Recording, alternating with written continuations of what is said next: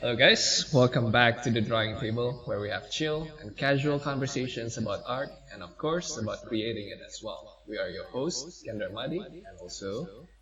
Jordan Tuffin. And before we actually introduce the guest of honor itself, we'd actually like to give a long overdue thank you because we've recently just hit 200 subs on YouTube. And I know it might not, yeah. And I know it might not seem like too much, but it's definitely been a really exciting journey so far. And we really appreciate all of the people that have been there with us, whether from the beginning or if you're just the first time watcher right now. We'd like to give you a welcome, and we hope to continue to earn your support. And yeah, it's just been a really... If I look at Twitch, we've actually passed 1,500 viewers or views on the actual page. So thank you so much, guys. Yeah, we're going places, man. And yeah, it's just been a really busy week this week, even leading up to this podcast. I was actually just on another podcast yesterday, so it was a little bit strange being the guest for a change, you know. Yeah, Well, but it's... This episode is not about you, Jordan. Oh yeah, exactly. So, in honor of today's Father's Day, we have a very special guest with us today. We are honored to be featuring the awesome Marco Gorlei. He has worked with an impressive range of clients across the entertainment industry, from Drake, not the one from Uncharted, but the one from the Hotline Bling memes, Injustice 2, and the recent movie adaptation of Ghost in the Shell. He currently works as a senior concept artist at Atomhawk Design, Newcastle. In this episode, he will be sharing insights on his workflow and techniques, including breakdowns of his previous works. And if you are familiar with his gorgeous environment paintings and have ever wondered how he achieves them, then this episode is sure to be an insightful and inspiring one. So without further ado, let's welcome Marco Gorlei onto the stream. Thanks, guys. That's very sweet. It's great to have you on, man. It's like you've actually been one of those guests I wanted to have since like the start of this podcast. Mm-hmm. Yeah, we've actually been talking about it, right, Jordan? Yeah. Yeah, I'm happy to be on. Yeah, we just figured that we would get a little bit of practice in so that when we actually have you on, it would be the best day it can be. Yeah. Yeah. But yeah, man, how It you... took us 12 episodes. Yeah. I'll just say that the intro made me sound like a father.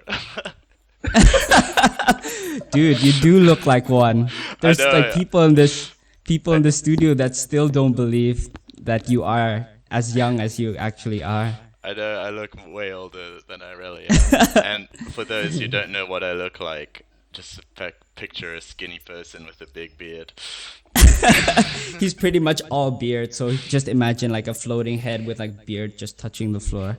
Yeah. And that's probably the reason why as well you don't have a webcam, because people would just be blinded by the majesty of your beard.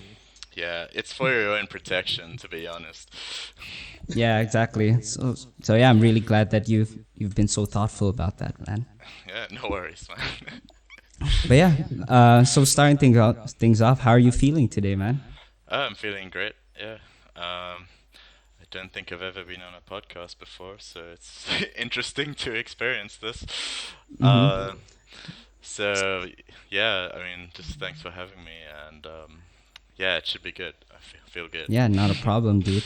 And you know, after having the drinks yesterday, I would have expected you to come on with a hangover, but you seem to be doing quite okay. No, we kept it relatively respectable, I think.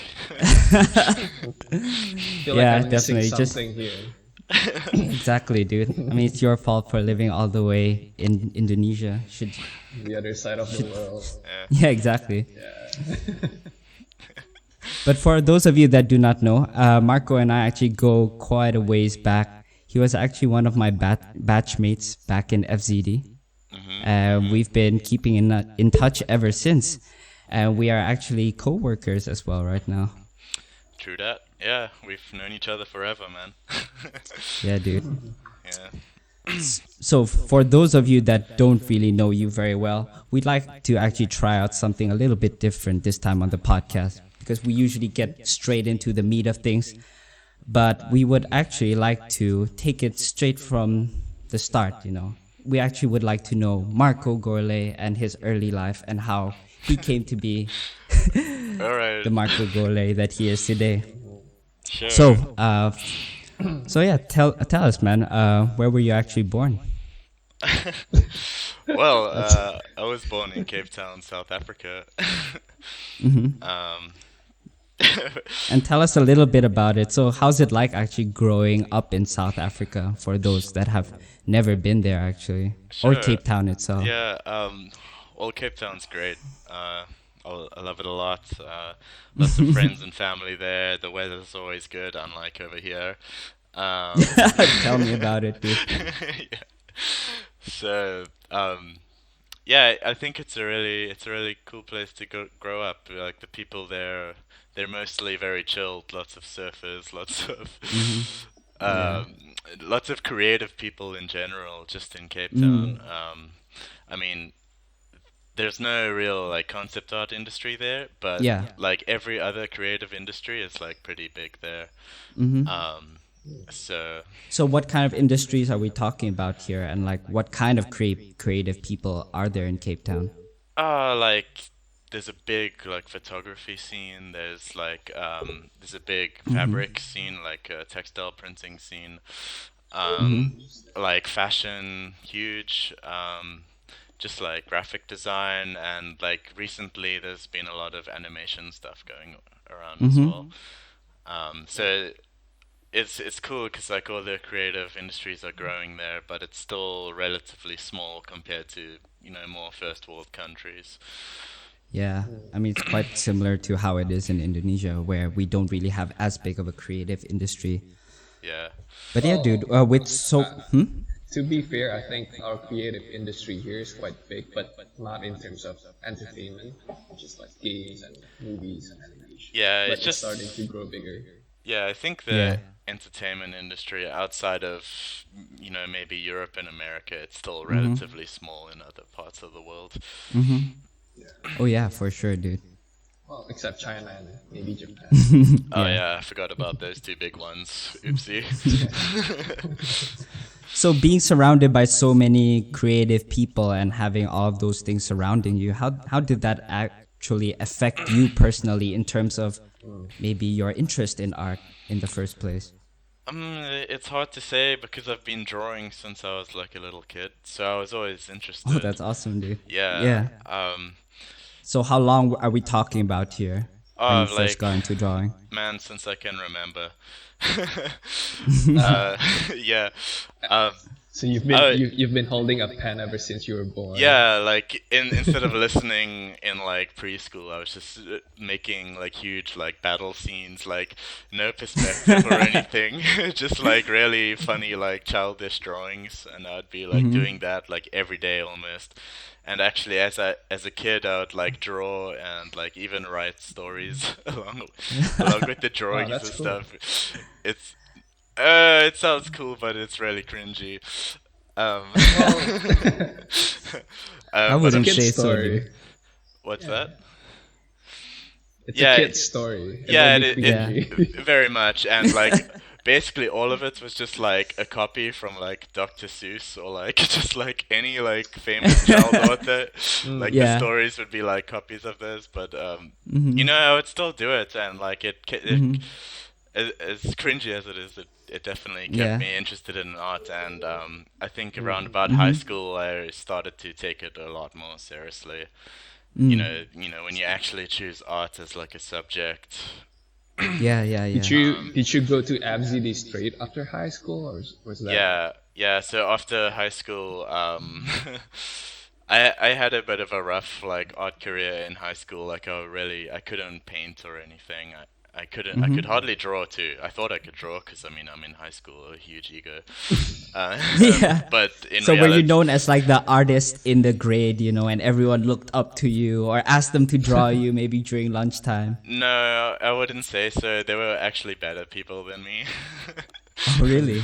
But I was good at the one thing I was good at was, well, relatively okay at was just drawing, and like people knew I could draw. They knew I was Yeah. like creative and stuff, but I mean, the quality was like really bad. So, so after having that rough high school experience, um, I wanted to learn how to get better, and I had a new interest in digital art, and I think that came from my dad's factory maybe because he owns a textile printing place, Ah, and he right. has Interesting. he has some artists like working there, and they like do the designs for the thing, and I think that's where I first saw like a drawing tablet. And I was like, oh, and Oh, I see. and at that time I was like, I was really into like computer games and stuff as well. So like, I was always on my computer, but I wasn't like really drawing. World of Warcraft, right? Yeah, I mean, it was before that even. Oh, So shoot. yeah, it was a really long time ago. Man, Mm-hmm. that's quite interesting. In that sense, we're quite similar because my dad also owns a textile factory, Oh, and Oh, yeah, seriously? that he is gave me a true, yeah, actually. Yeah. yeah, he gave me a drawing tablet from one of the artists that don't use it anymore. Yeah, Yeah. Dude, these I textile couldn't- guys I are like couldn't- way ahead of the game. yeah, no. Exactly. And the funny thing is, I couldn't figure out how to install the driver for the tablet, so I was Yeah. just using it as a regular mouse. So, anyways, go on. Sorry. That's pretty funny, dude. Yeah. Yeah. I did know how to use it, but I mean, I was of course really bad. So that's what got me into digital art. And like when I started looking for tutorials and stuff, I just found out about Feng Zhu. He was probably like one of the only channels around.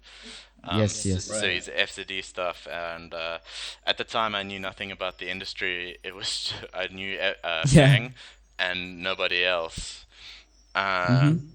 So being a little bit naive, I guess, I really wanted to go to that school because it's the only one I knew of. I didn't really like do research of like other schools and stuff. I just wanted to learn from Fang. So And- this was straight after high school? Yeah, straight after high school. So I think I was about 18 at the time. I see. And so that was early, no, yeah, 2013, and then I joined FCD October 2013. So in a way, you can. Sorry. Go ahead. I was just gonna say I had a small gap, but then I moved. I moved to Singapore. But that must have been, I guess, quite a big move for you, because I think before then you haven't actually lived in a different country before, right? No, and I've never lived away from my parents as well. So Yeah. I think it was a big move, but I didn't really realize it at the time.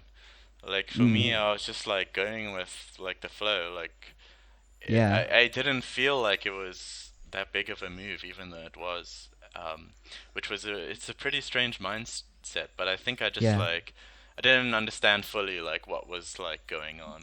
Right. So in a way you were going into it with a certain naivety, you know. Yeah. Just not really knowing what to expect, and probably just so driven by the excitement of getting to learn under Feng. For sure, man. But that being said, that just I mean, FCD just like changed my life completely. Because Oh, yeah, before that, for I sure, wasn't dude. really focused on art. But after that, it's like, okay, I am doing art for probably Yeah. the rest of my life now.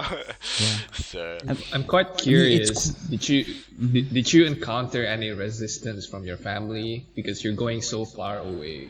yeah. Right. I think at first my parents were a bit reluctant, but they were very supportive of the move, which I'm very Yeah. thankful for.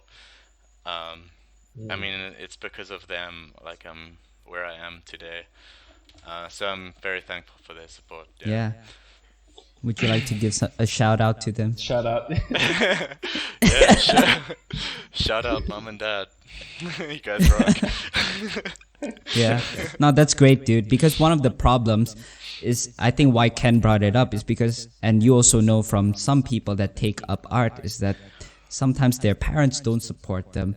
it's sometimes either because they don't have the money to do so, or that they view art as something that's not worthwhile pursuing, as something that has no future.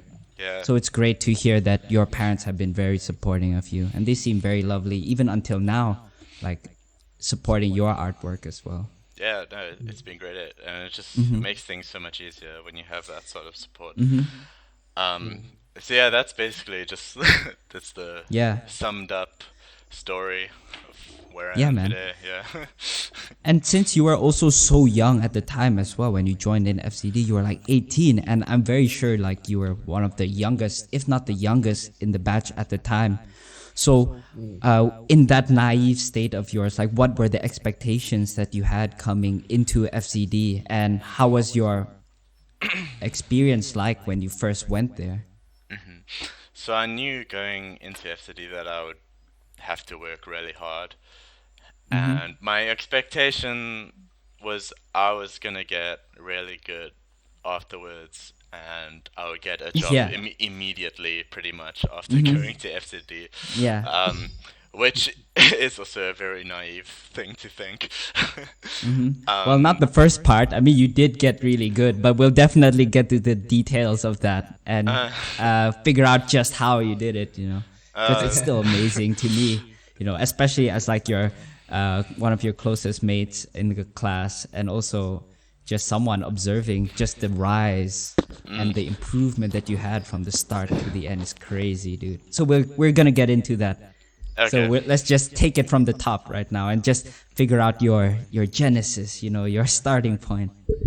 I mean, yeah, I remember joining and just like not being able to like draw anything, and everyone in the class was like really good compared to me. I was like extremely intimidated, and the first term was really rough for me too, because it wasn't what I was expecting to do. I came into FCD expecting to learn how to paint, but here I am drawing boxes, and I'm just like, what have I done?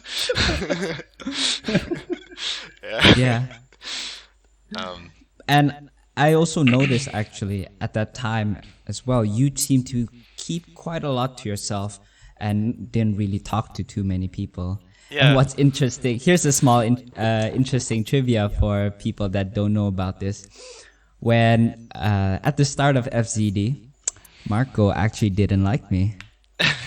Yeah, so here's the thing. I think when I joined, I was, when you're young, you sort of have this sort of young kind of like ego that comes like with it, and being the introvert that I am at the time, it's like,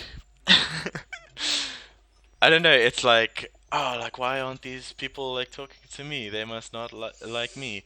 But when you're thinking like that, it's not them that's the problem, it's you.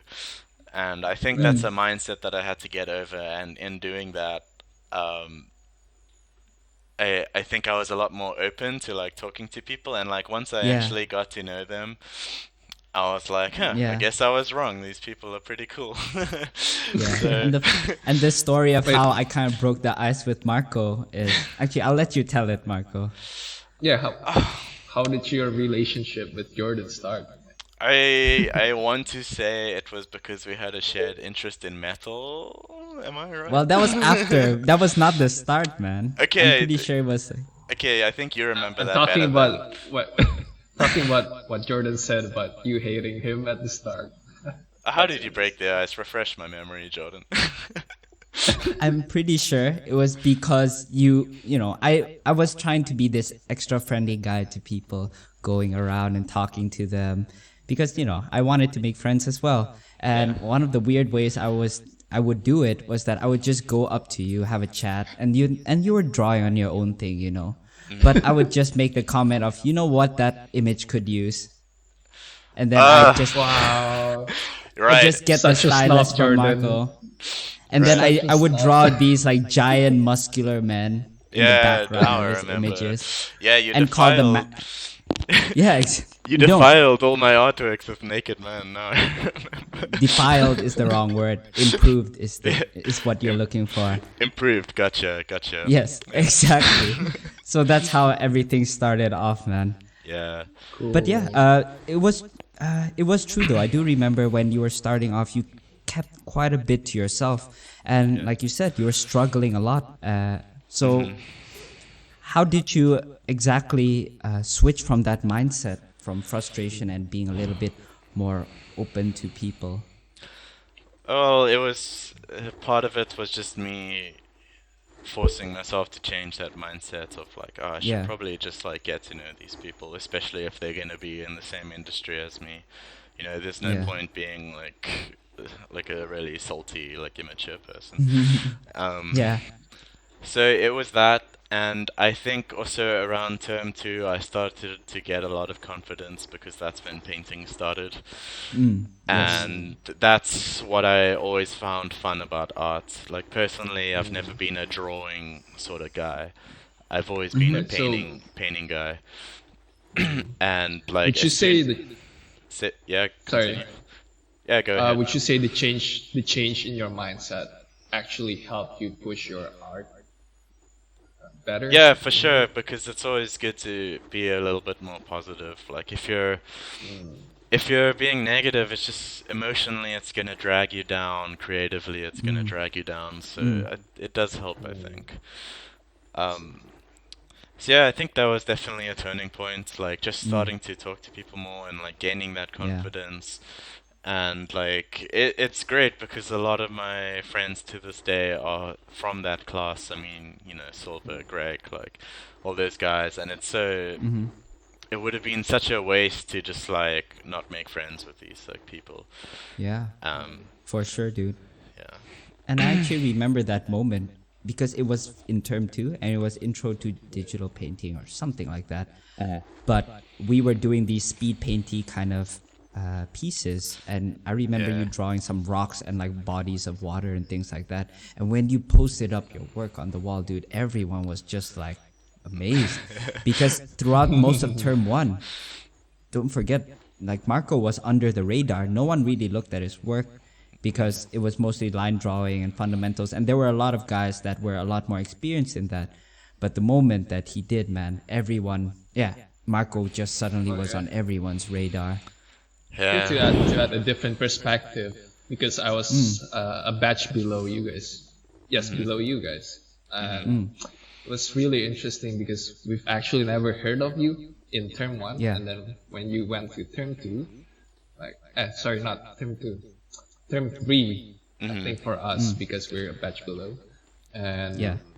we saw your work and then we thought that it's really amazing, but we've never heard of you in the previous terms, so that's something, a different perspective Yeah, from that's someone from a different batch. yeah, that is interesting to hear. Yeah, that was definitely a funny period. Like things just like turned around so quickly, and going into term three, I think I really just had that confidence to like flush out pieces like really quickly and just Yeah. like sit down and do the work and like feel good about it. And Yeah. like I could feel I was improving, which was great. And Yeah. I think finally to me like FZD didn't feel like such a waste because you know I didn't I like it's like I think that's when it really kicked into my mind that you know this move has been like really big. It's like I don't want to like fail like my parents, you know, they helped me like get here. I want to do a good job. Yeah. I don't want to like waste my time here, you know, and things just like really kicked into gear and yeah, I think I just improved a lot in general Yeah. during that phase in FCD. Just like the last And sort I of and I also Yeah. remember, Marco, you telling me as well, and I noticed this too, that you kind of went about things at your own pace. And with the competitive nature of FZD, a lot of people were trying to outdo each other. They were overstressing themselves, just I getting a think lack of sleep. yes, sorry, I didn't mean to interrupt you. But No problem. I do think that in a way, that sort of attitude came from the friends I like grew up with. Like my friends back in South Africa, they're like really chilled people, you know.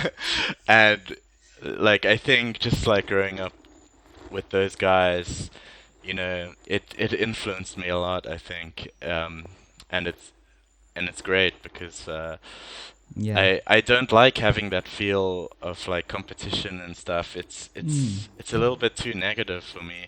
I'm all good Yeah. for like friendly competition, but you know, Yeah. sometimes people take it a bit too far, and that's where I sort of draw the line.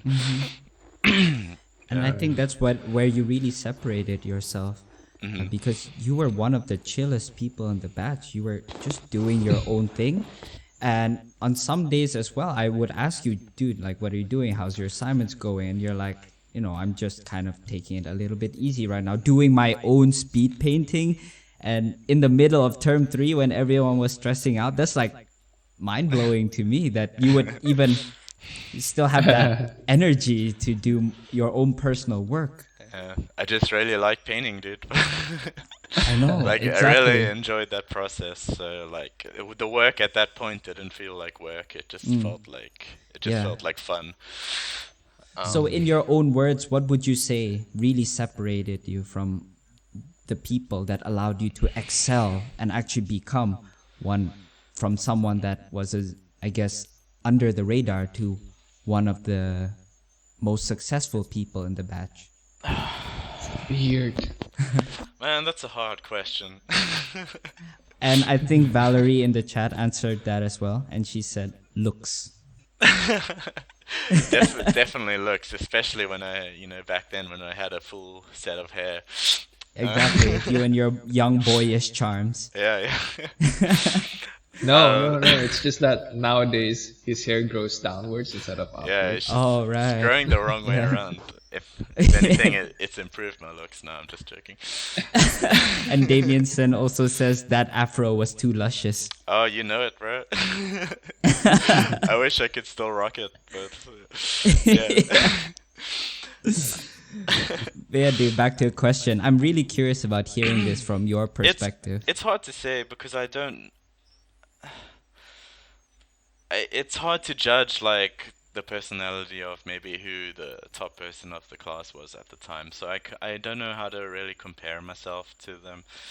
But Yeah. I think the main difference, I'm not really sure, but I think it was just that approach where I'm like not fussing too much about the assignments. I am focusing on doing good works, but I'm not trying to like impress the teacher or anything. I'm not trying to impress anyone specific. Yeah. I'm just trying to improve for myself, you know. That's And awesome, dude. and maybe it was the case with some people where they really wanted to make a good impression on the teachers and stuff, but or just like the other guys in the class, like maybe they wanted to impress like whoever the top person was. Yeah, you. Yeah, uh, dude.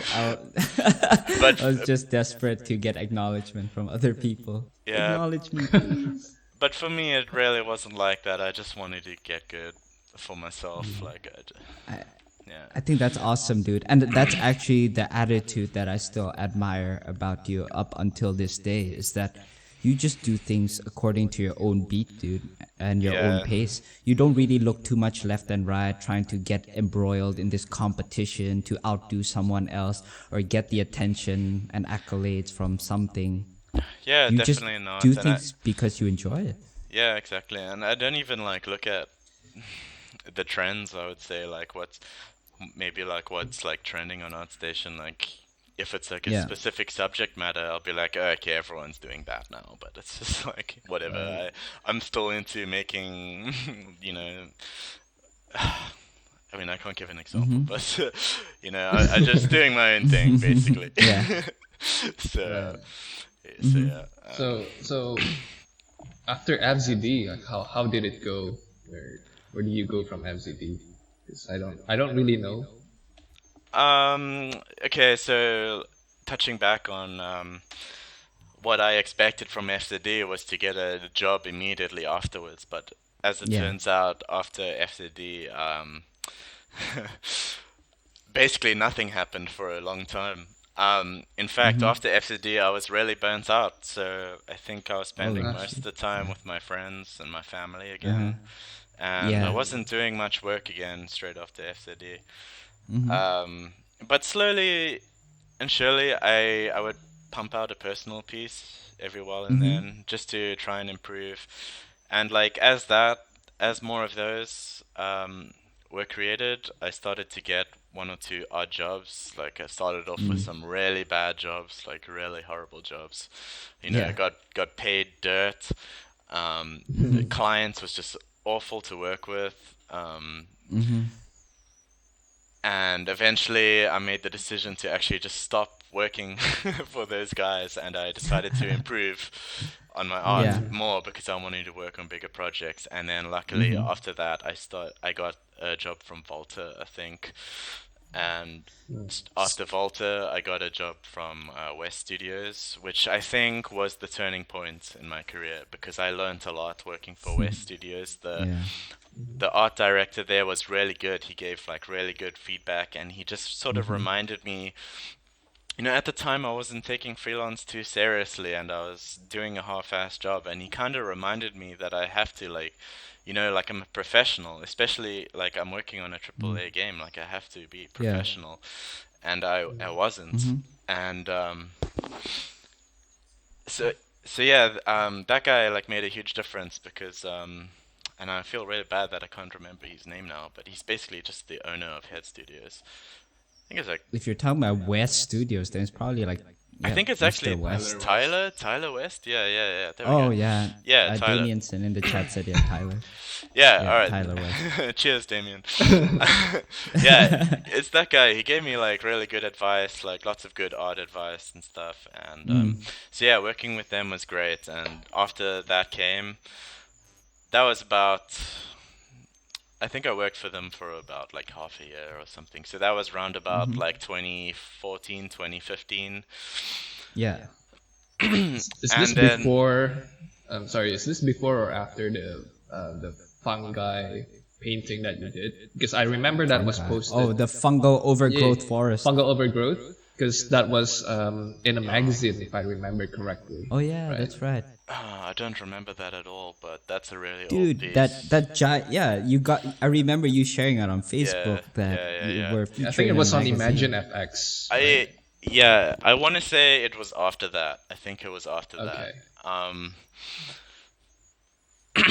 So yeah, and then after yeah, sorry, I don't really know what to say about that. It's such a long time ago. So after that, I just continued to do more personal work, and pretty soon after Yeah. West Studios, I got contacted by MPC, and that's when I got to work on my first movie. Yay! So so that was Ghost in the Shell, and I know. think Oh, that was awesome, dude. I think at that time my career was just like snowballing up because I was being Yeah. contacted by them, and I was so focused on that project I had to turn other projects down. Like Yeah. West Studio still wanted to work with me, and like Yeah. I didn't have the time. And at You're too that- good for West Studio at No, that point, dude. You already that's- made it big. No, that's not what I'm trying to say. It's just I just really liked that project, and I wanted to put 100% into it because I've never worked Yeah. on a movie before, and that's a huge opportunity. So, And I had to know not- you are we- as well are that you we- wanted to get into movies for a long time as well. Yeah, I did. So it was a really hard decision, like turning some of those guys down. It was like I felt really bad Yeah. about it. But Are we gonna see some process work today for kids? Yeah, actually, you know what? Just so that we can have a little bit of maybe idea of what you worked on for the movie, do you have some of those images ready, Marco? my God, the one thing, the one thing Oh I my didn't God. prepare. Oh my god. That's fine. We can skip it for now. We can skip it. Okay, Yeah. we can come back to that. Let's move on. Yeah. Yes, let's come back. Yeah. Because I can just drag and drop the images in Yeah, my not a Photoshop. problem. But yeah, Actually, just to put a little bit of the breaks there, because I think this would be a good opportunity to actually ask you, like, what was going through your mind when you got the offer from MPC surely must have been a bit Yeah. surreal, maybe. It was very surreal. I mean, I was just after getting that email, I was just watching the movies like all day, all night, like on Yeah. repeat. I think I've seen the movie like 1,000 times now. Mm-hmm. Um, so yeah, it it was just absolutely crazy. Mm. And Mhm. I I was working with really good artists too, like Jan Urschel and stuff, and Yeah. there I Mache, I think, started. was also. Yeah, Michelle and Ash Thorpe, and we got to work with some of their concepts as well. But I'm pretty sure they had no Mm. idea we were working on the project. Mm-hmm. But anyway, so um, yeah, it was just I don't know, man. It was very surreal Yeah. indeed. And I'll actually Mm. just drag and drop some of the images in like right now, just Uh-huh. just to try keep the flow of the conversation going. So, Yeah. If I'll make your job a little bit easier and actually bring up another follow-up question based on uh-huh. what you said, because I'm sure working with artists like Jan Urschel, Maciej Kuchara, and Ash Thorpe, it must have been intimidating because that's exactly the benchmark that your work is being compared to, dude. Yeah, dude, it was super intimidating.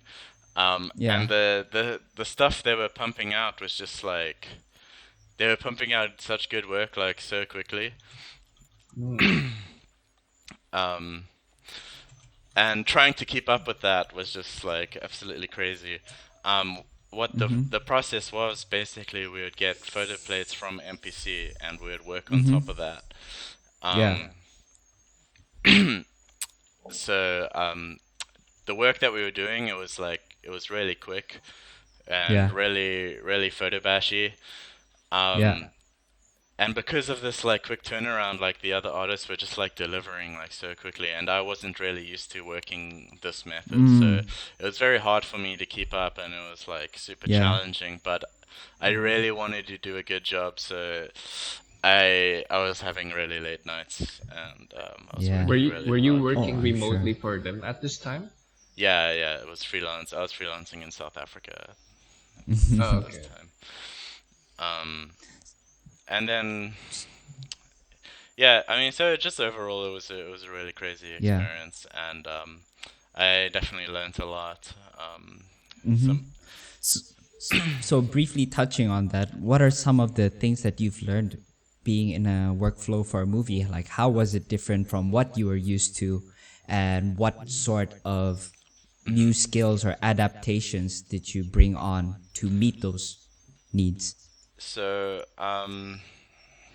what I was used to was making a sketch, like maybe a line sketch or like a Yes. rough like photo bashy sketch, bringing it Mm-hmm. to color, and then finishing it up. But this one, I mean, as I mentioned earlier, it was working off photo plates that Mm. they've already filmed the film because this is VFX stuff. It's like post-processing stuff Yeah. almost. Right. So they had filmed the movie and they gave us some of the shots from that movie, and Ah, I see. and the art director would like he would like he would scribble like all over the piece.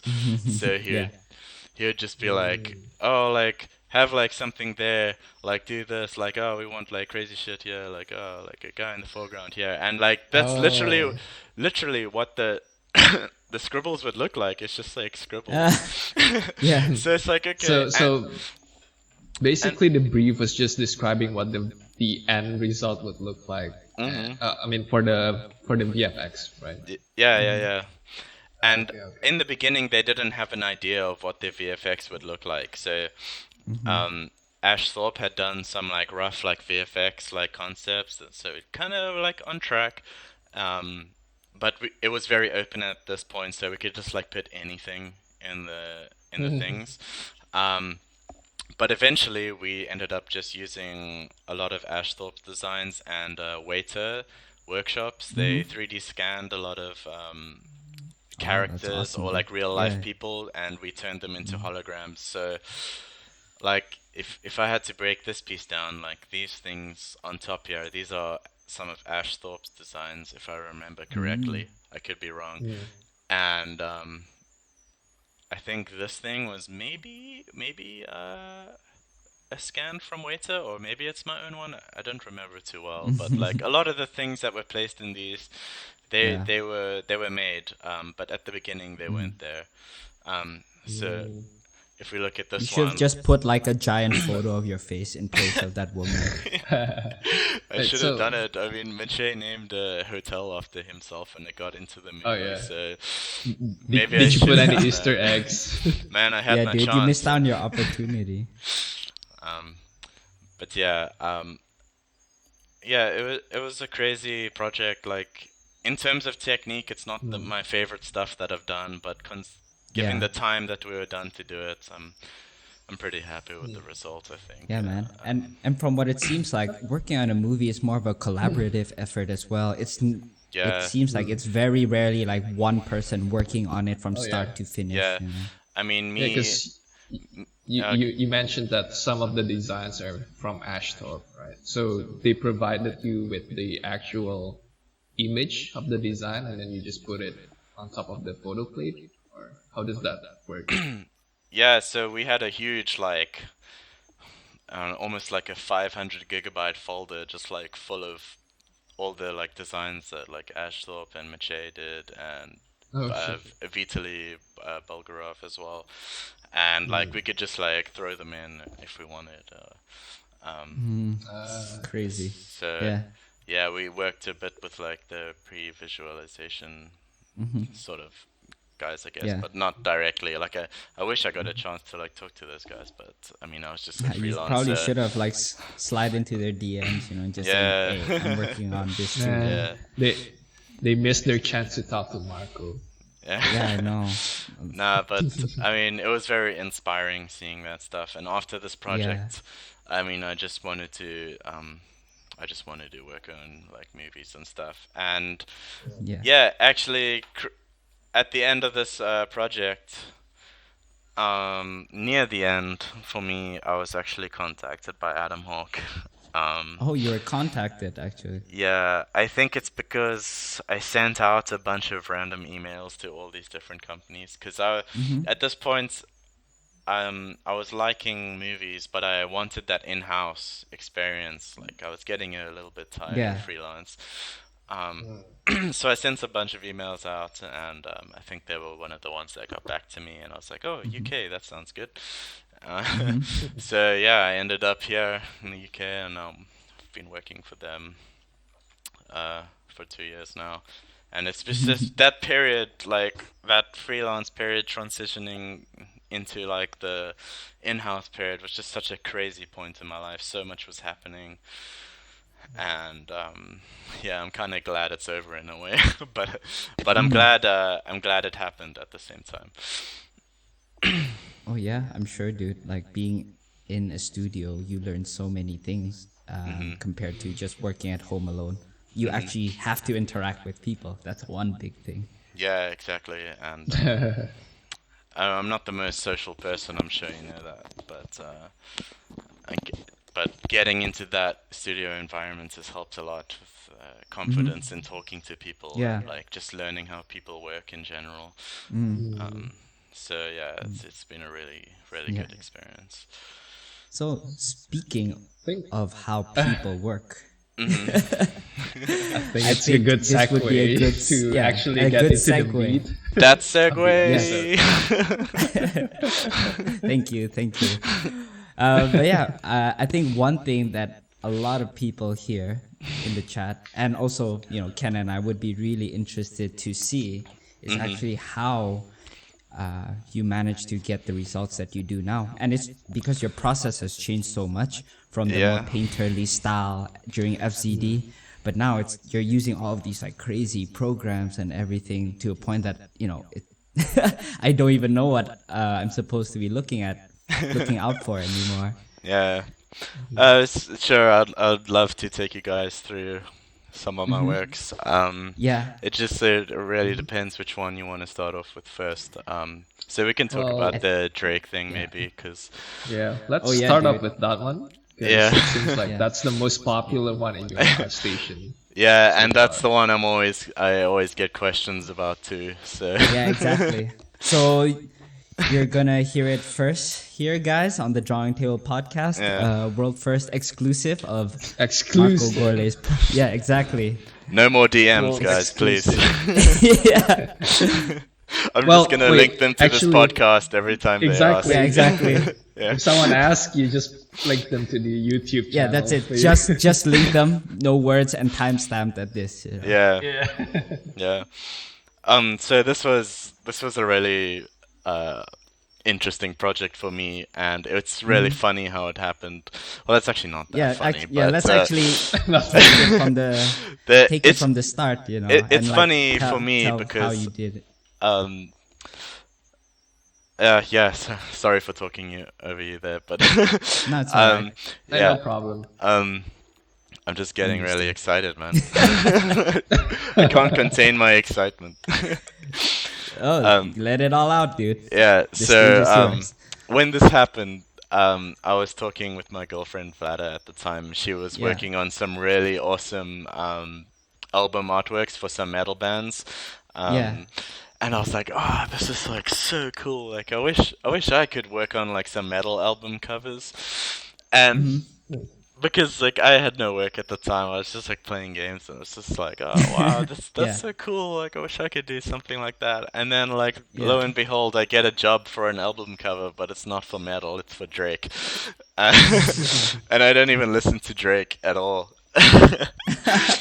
But Was but it when similar with Ghost in the Shell? Like after you got the gig, you just spent like thousands of hours listening to Drake album. No, I knew about Ghost in the Shell before. I tried to. I'm not gonna comment on that, but basically, no, I didn't listen to Drake more after I did Yeah. these artworks, but it was still very very cool. I think I was just listening to hip hop in general while I was doing these, and I was still listening to metal too, because even Yeah. though it's for Drake, like the brief was very metal, and I was like, wait, I thought at first the email was like maybe fake too, so Yeah, like, what was so what I was it wasn't. like? Yeah. I wa- What was the email like? You sent the email. It's just like, hey, like we represent Drake. We want to like collaborate with you with some like artworks or something. And I'm like, oh, like no way, like. So it's weird because like for NPC, when I saw Ghost in the Shell, I know NPC, I know they Yeah. exist. So I was like, oh, okay, now I'm watching Ghost in the Shell like all the time. But of course, this it's not going to be like, okay, I'm going to start listening to Drake because I don't know who these guys are, and Yeah. I didn't even know Drake that well, but yeah, it turned out it was actually a real email, and I took my chances with it and said I would be up for the job. So the brief, it was indeed very metal. Like they basically just gave me a bunch of keywords, like they gave Yeah. me snow, like dead, like Swag. blood moon, swag, like gangster rap. No, like the keywords had nothing to do with Drake's music, which is why I was so surprised. Yeah. So I'm just gonna run you through like how I sort of interpreted it. Yeah, dude. Take us. I'm gonna like, through solo the your- process of how you. Yeah, that'll be a good idea, Ken. I'm gonna solo take your us through screen. the process of how you interpret a brief and how you go about it, because I think this can extend across how you approach your work in general. Okay, so at this time I picked up Octane and I was learning it, and I didn't even know how to use it properly, but I decided I would use it for this project, because I really like the colors that you can get with the Octane. So from seeing the keywords, my approach was like really different to what I would usually do. This time I actually went straight into 3D. I had a rough sketch like I did on. I can like mimic the sketch that I did like Yeah, right sure. now, because it's so simple. It was basically just I want to have like a mountain here, all right? I want to have like a skeleton here, and I want to have like a scorpion and a moon. So okay, it was not as bad as that, but it was a very crude sketch, and I had after reading the keywords, I had like the image immediately in my mind. So I jumped. So do you actually just immediately stick to the first thing to come to your mind, or do you actually go through the process of maybe going through a lot of iterations and coming to one of them through a process of elimination? Because that's what I personally do.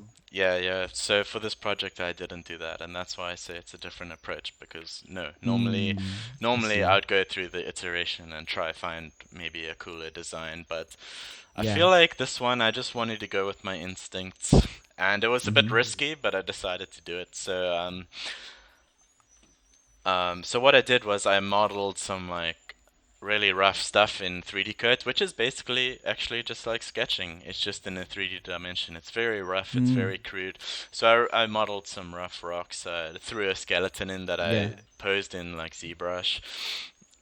Oh, did you actually model the skeleton yourself too? No, so in ZBrush there's like a preset skeleton, and I basically just took that and I reposed it. So at this point it wasn't about design, it was just getting the fastest result as possible. And so after modeling like the rocks and the skeleton and stuff, I put them in Octane, and just to come back to the screen here, I just messed around with like the composition, like the skeleton's just like the scorpion's just like a stock scorpion from somewhere, but I just wanted the rough idea, and I really wanted to focus on as little ref as I could, so which I don't normally do either. So very simple. Why is that then? I think it's because I was so like homed in on like the idea, like.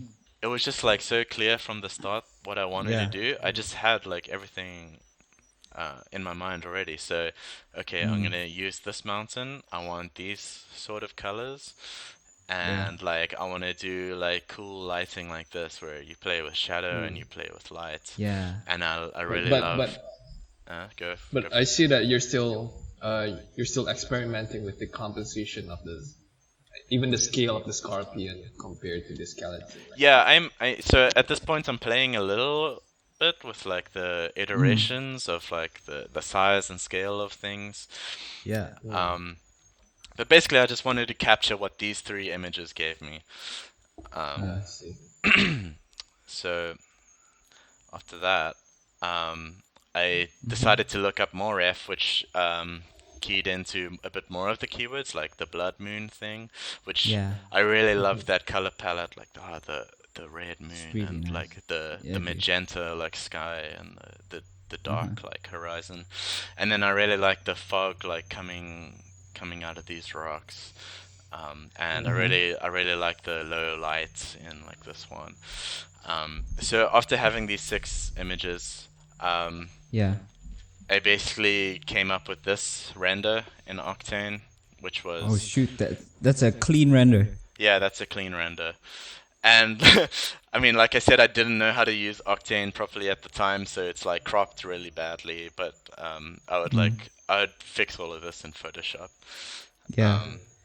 So yeah, I was playing with like lots of texture work, like lighting and stuff, and then I just used my 2D techniques basically to just paint over that. So I photo bashed like rock textures in using the lighting information that that Octane gave me, and it made it really easy. This is actually a question that I think a lot of people have when they have a 3D and 2D combined workflow, which is at what point do you tell yourself that, okay, enough noodling around in 3D, it's better to just go into 2D and bash it? And also the converse as well, where, why am I wasting my time drawing this in 2D, whereas if I do it in 3D, it'll all be generated for me. So how do you resolve that balance in your workflow? And also to add to that, like how does it change with each project and maybe different project timelines? Sorry, Ken, you were cutting out a bit there. I didn't get the question. how does it change with each project and with different project timelines, with maybe faster turnaround or I'll slower try turnaround? answer this in two parts. So Yeah. I'll answer Jordan's one first, and then I'll Yes. get to that one. Oh man, Just what is this preference? All right, Ken, just for you, I'll answer yours first. Yes. No, it's okay. It's okay. Okay.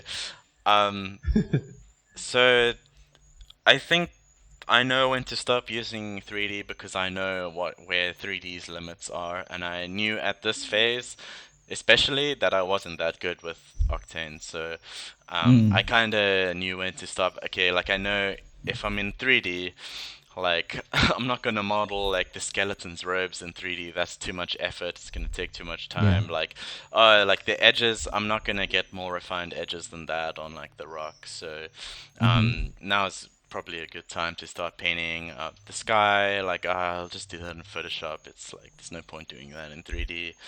The lighting's all there, so yeah, it's like pretty much it's safe for me to move on to 3D, and I think that's sort of how I make the decision. If I know that I can't push it more in 3D, then then I'll just move on.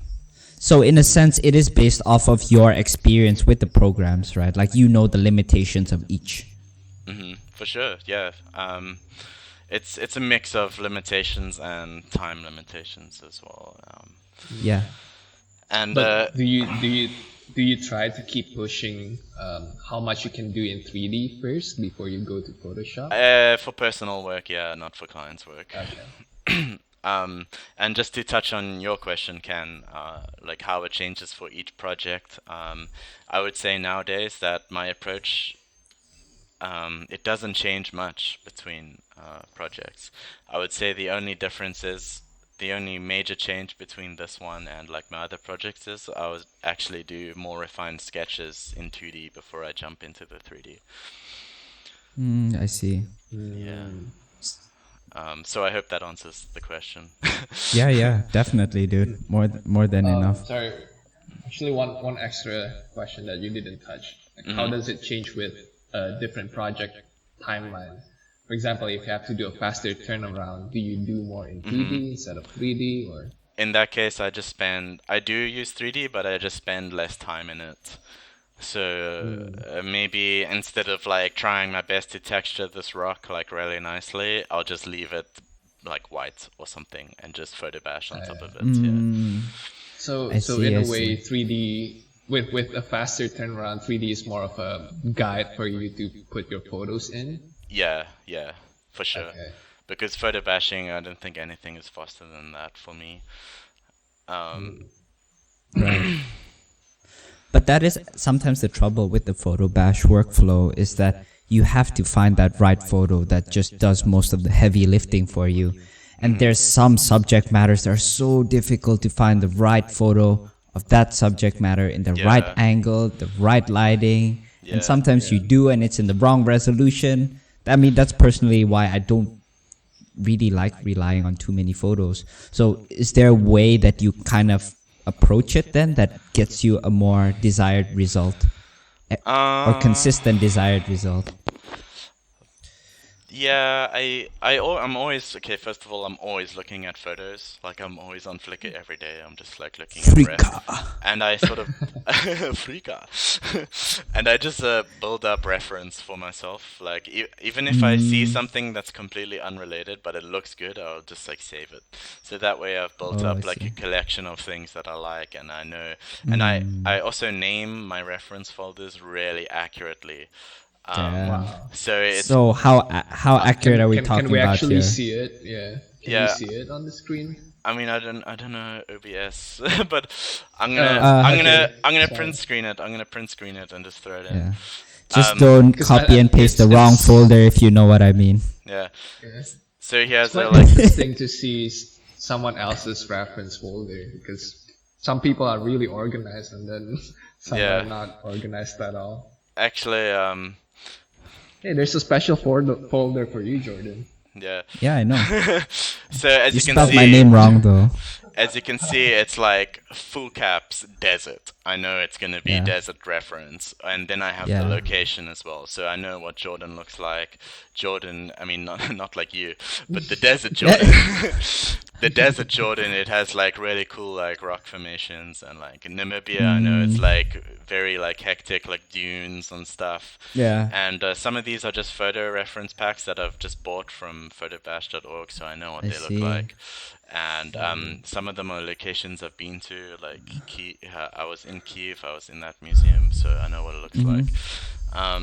So yeah, I've just named it very easy to like find things, and Right. and when you build up this collection of high res like photos, it just makes it so much easier to photo bash because you have everything available. Right. Yeah. Oh, Yeah. that's crazy, Do you dude. do Yeah. you try to keep Probably it been built up updated over years. Yeah. every day, or Say again, or Cam? you just sorry? 'Cause I was talking to a friend of mine, and he said that at certain days he just takes a day to build up a collection of kit bash stuff or photo bash stuff. And do you do that periodically, or do you just try to build it up every day, bit by Yeah, I just build it up every day. Like I just sort of keep interested in like the world, and like I'm very interested in the world. I'm like, oh, like let's just look at this location and see what it brings me. Oh, that's like so cool. Look at that, like rock formation. It's awesome. What a So, worldly man. yeah, I just stay interested in like in things like that. So Yeah, that's awesome, dude. yeah, so these are just more examples, like just the 3D render, raw render. You're gonna Oh, see a this- similar pattern, but I'll do a more in-depth breakthrough. I think it's on this Yeah. next one. Yeah, okay, so Yeah. And one thing that, just out of personal curiosity as well, out of all of the explorations that you've done, which one is your personal favorite? like in the world. No, well, no, Like for reference? this album cover. Oh, sorry, I was on the wrong subject. I really like. Because you've done quite a few of those explorations, Yeah, I really like this one in the middle. I wish they went with it, but and that's more like an album, like metal album cover. yeah. I tried to make it as metal as I could. just to the final result. Yeah, The final result is actually totally different from these three. yeah, I know, How because did that happen? that one that they picked was a really early like sketch that I did from them. So this one, let me try find it. I need to go through all my folders. So this one is the one they went with, right? And this one was just meant to be a sketch. It wasn't meant to be a final image, Yeah. but they just decided to use it anyways. Yeah. So that's why it might look a little bit different. right. I see. And I think it's a little bit more painterly too. I try to do Yeah. like texture work on the skeleton Yeah. and stuff. So what was your reaction when you saw Drake sharing that image on his Instagram? At first, my reaction was mixed because this is what he shared on his Instagram. He basically shared this, what you see here now, and a huge fucking text over it saying, "I'm upset." Well, that's probably how you felt at that moment, Michael. So quite naturally, I was upset because it's Yeah. like, where's the artwork, man? Yeah, But that was it. dude, I was upset for you too. But it turns out that was just a teaser. It was like a teaser for what's to come, and later on he posted the whole image on his Instagram. And at that point, that's when I was hype. I was just like, oh hell yeah. That's It's exactly like that hotline bling meme with Drake, you know. yeah, exactly. Like looking at that, looking at that, oh yeah. Hell yeah. Oh, it's that Drake meme, the one with the yellow Yeah, background. Yeah, it's from Hotline Bling. Yeah. So when that happened, that was just like a complete hype moment. Yeah. Yeah, So dude. I was- That's crazy, man. I was Wait, feeling so really who- good about that. Right. Um, Who's actually giving the feedback for all of the feedback rounds? Is it him himself? So Drake was giving the feedback, but not directly to me. So he was like going through the company, but like it was all of his like thoughts and stuff, which was also really crazy. Yeah. So I also wanted to quickly just walk through like how I built these images up, because like the previous ones, it's just like 3D render and final results. But I want to talk about it a little bit more in depth. Drawing an owl. Yeah. So for this one, this is just the basic 3D render, like skeletons from ZBrush, and just I think it's just two planes, like two 3D planes, and I rotated them a bit, and I just like distorted them a little bit. So from there, I usually put in the background first, because it just adds so much more to the mood. Like instantly from this, and this is just one photo, by the way. Instantly from this, like it just adds like so much more to the mood. It like has that finished lighting almost, and it's got that nice like pink highlight. So it was almost like perfect. So going from there, I just started to place in more photos. So I have the midground photo, and it's painted over a little bit, just with like a soft brush lighten layer to give that atmosphere. Usually that's on a separate layer though. I don't like working merged. And started to add in some trees. If you want to know how to mask out trees like this, it's you read my mind, man. it's basically you go select in your Photoshop and you go color range, and if the tree is against just like a plain blue background, you select that blue background and it'll select all that blue, and then you just delete it, and you have a pretty clean extraction. You just need to find the right photo, I think. Like you need that contrasty bit. Do you keep an asset library of trees or things that you've masked? I do, but I neglect it a little bit. I don't use it as much as I should.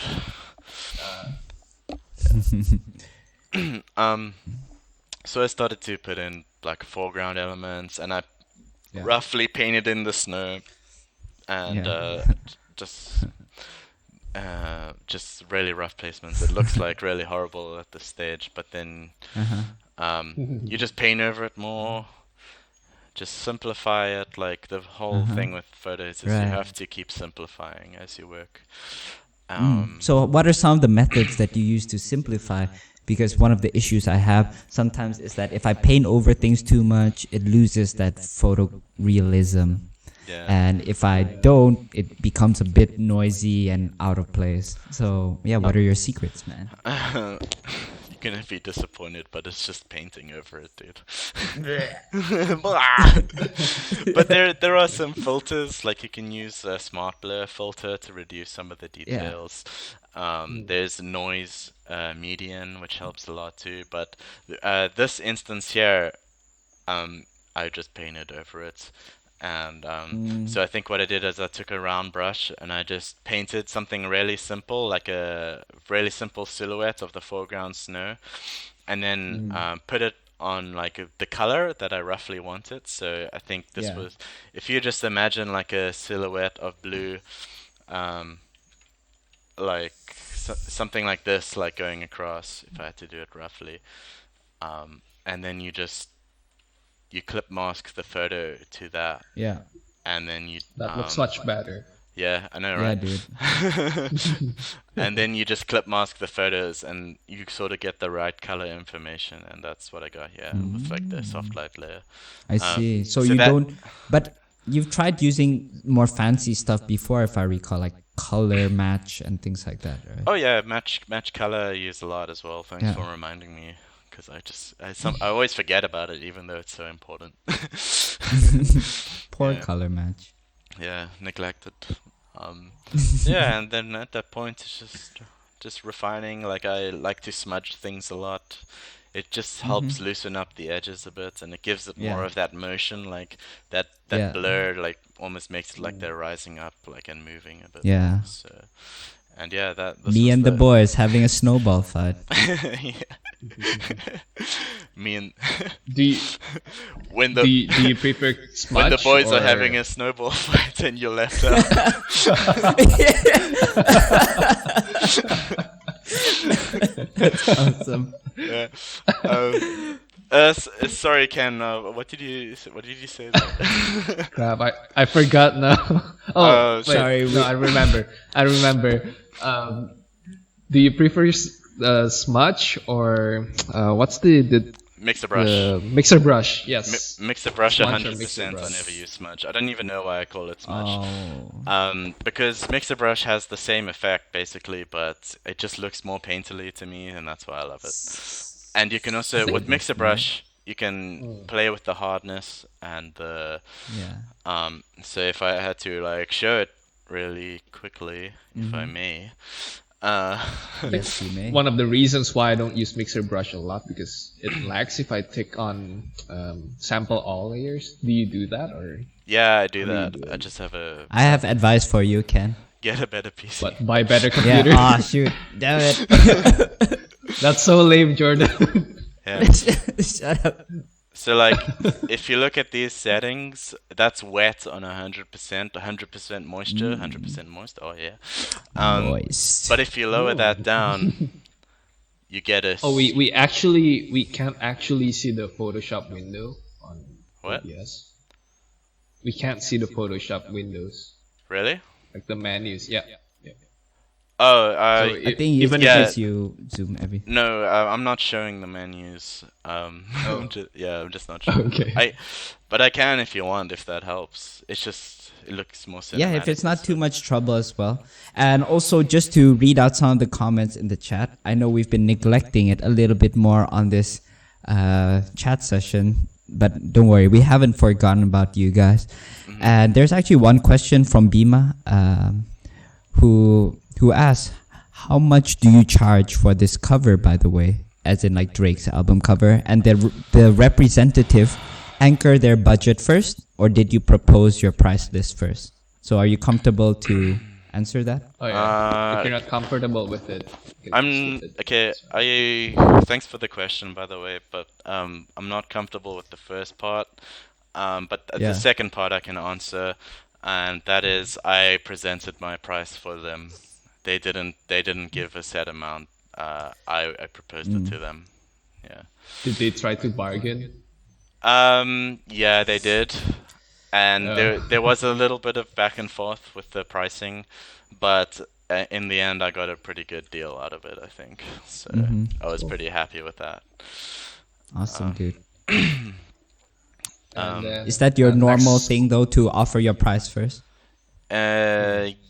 Yeah, if the client asks. Sometimes they just propose it, and usually if it's bad, I just turn it down. Yeah. All right. Yeah. Awesome, dude. So And we also have a question from TCK. Okay. Not a question, but is asking to show us, Oh. to show them a little color match demo. He has tried before, but with little success. okay, I can try. It might be a little bit time consuming though, but Okay. let me try to figure something out. I'll try and make something happen. I just need to find some reference to work with. Yeah. Sure. Um. Sure. And also to people in the chat, if you have any questions about the workflow or any questions at all, feel free to ask them. But we'd prefer it for it to be more on topic right now. And there'll be a Q&A session later on for the ones that are less on topic. And just as a reminder, the topic for today is about workflow and work process.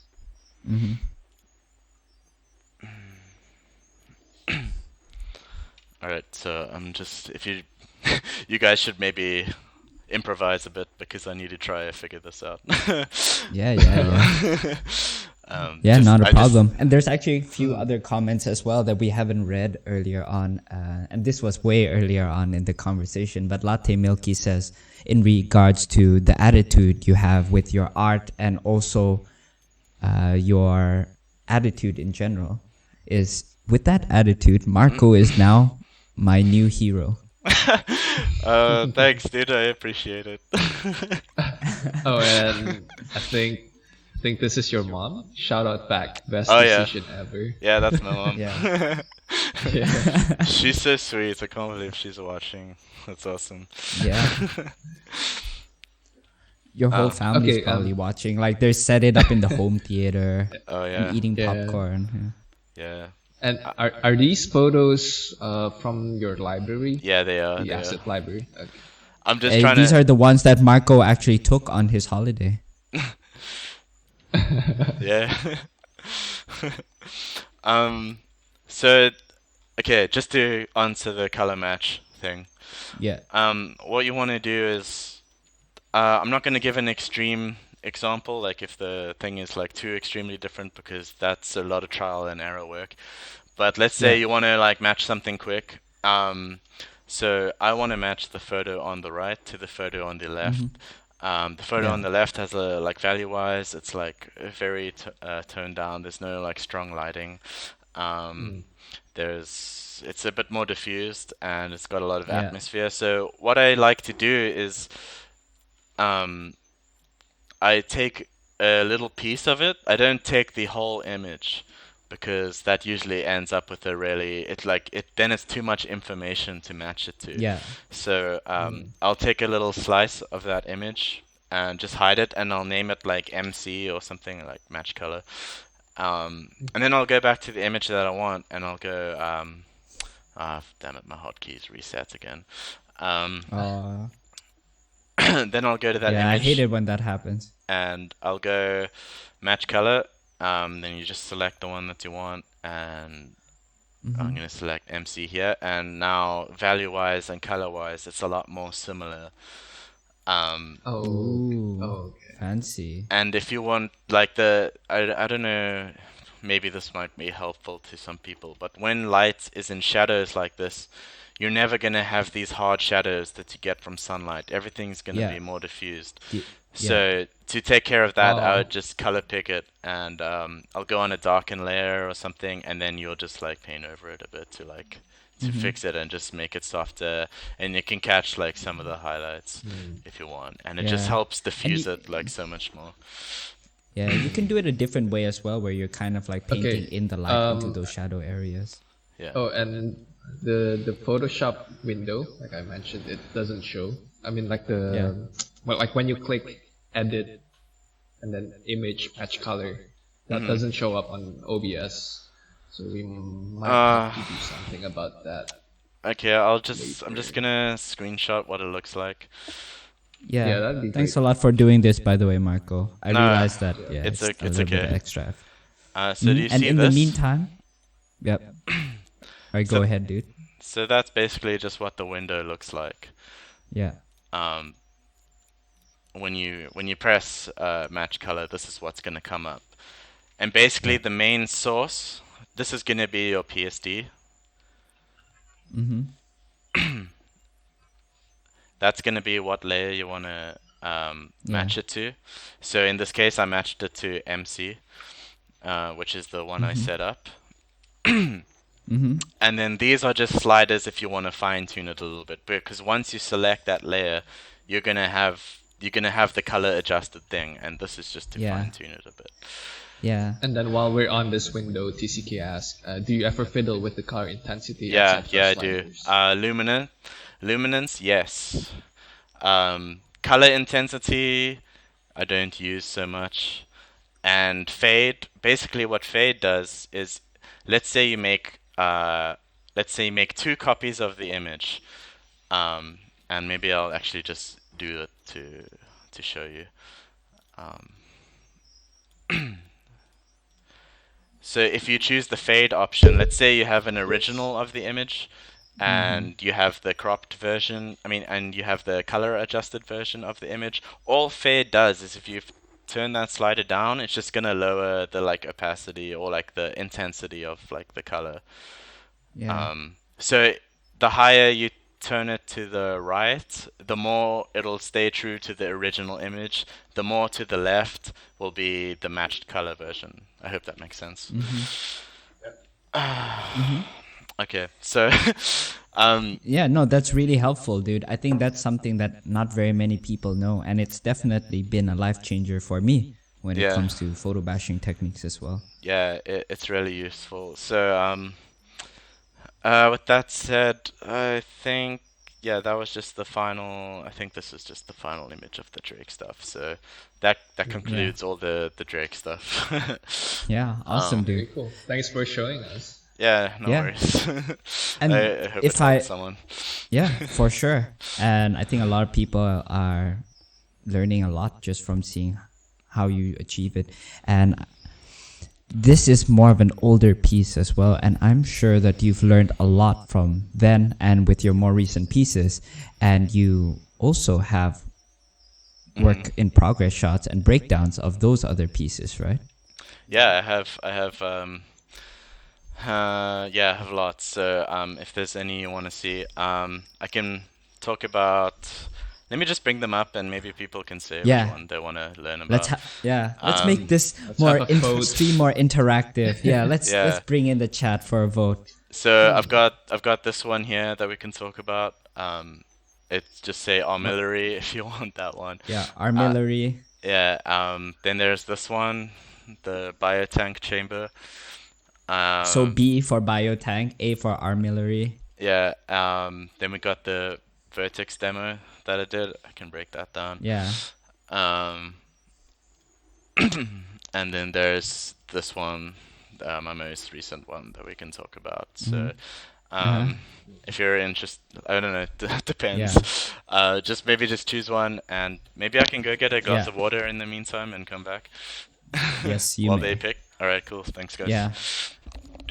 All right, guys, in the chat, if you would like Marco to Cast your cover vote. armillary, yes, cast your vote right now. So type in A for armillary, B for biotank, C for the satellites in the desert, and D for his most recent piece and the one on the screen right now, the ships.